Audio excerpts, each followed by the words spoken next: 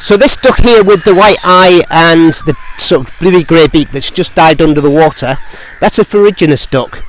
Ferruginous ducks are sort of far European and Asian species.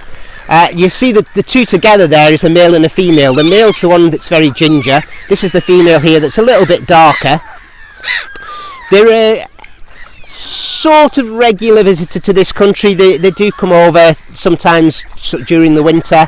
Hard to sort of distinguish between which of them that are seen in the wild over here are actually escaped from sort of private collections and which are wild birds. But we definitely have recorded wild birds in this country.